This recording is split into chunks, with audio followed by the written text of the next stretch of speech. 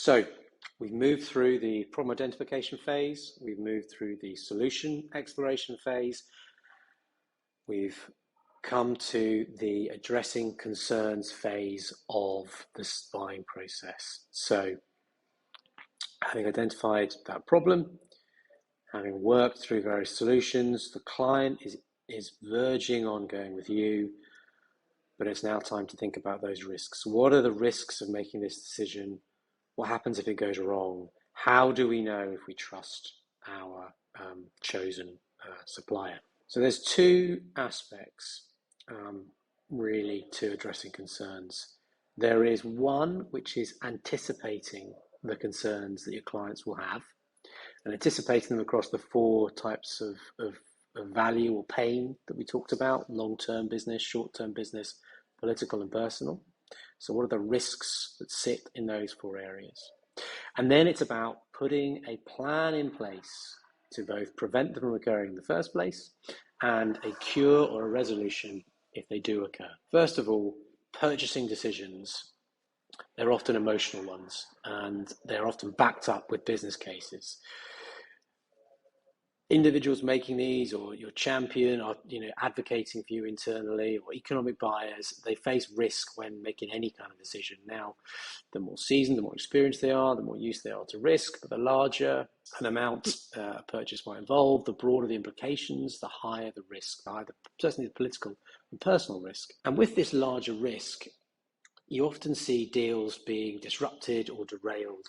Typically, like, the longer they take to close, the more likely they are to be disrupted or derailed. And deals often stall when you get close to the signature. They can fall apart.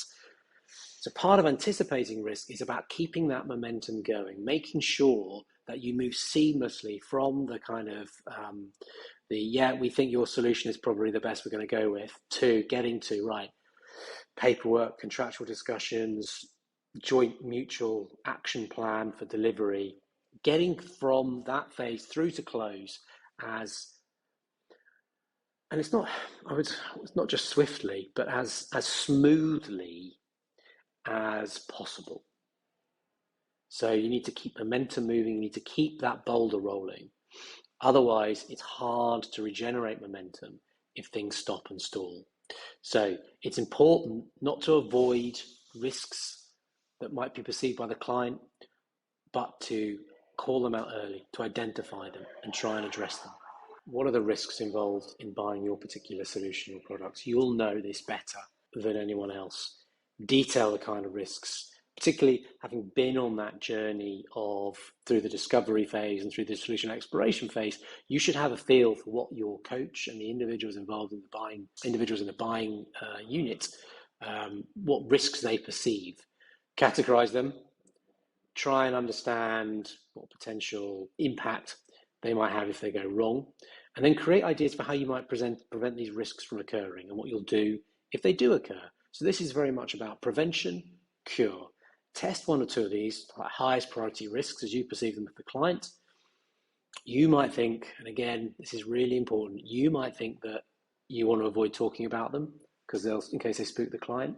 I guarantee you, if you've seen a potential risk, they'll probably have seen it too, and they'll need information articulated to them. They will need a plan to prevent things from going wrong before they will move forwards. Fundamentally, they'll need to trust you, and you need to demonstrate that trust by being clear and transparent as part of the sales process. You'll often find if you call out risks that they haven't thought of, you'll get brownie points, particularly if you've got a plan on how you stop it occurring and a plan for what you do if it does occur. So again, it's very much that prevent and that cure.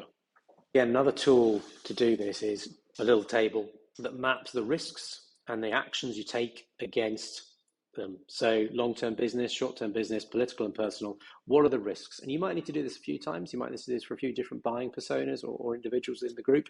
It might get a bit extensive, but it's important to call them out. What are you going to do to prevent that risk occurring in the first place, and what's secure?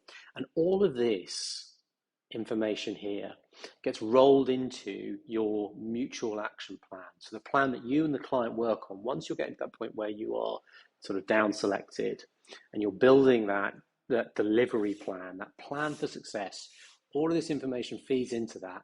and you can actually have called out actions or called out tasks that you'll do, that your team will do, that the client will do to ensure that these risks never occur. So what does a mutual action plan look like? Well, there's lots of different ways of doing it. This is just one that Smartsheets use, but really it's pretty straightforward. It is a list of actions, the project plan, program plan, that get you from here to there.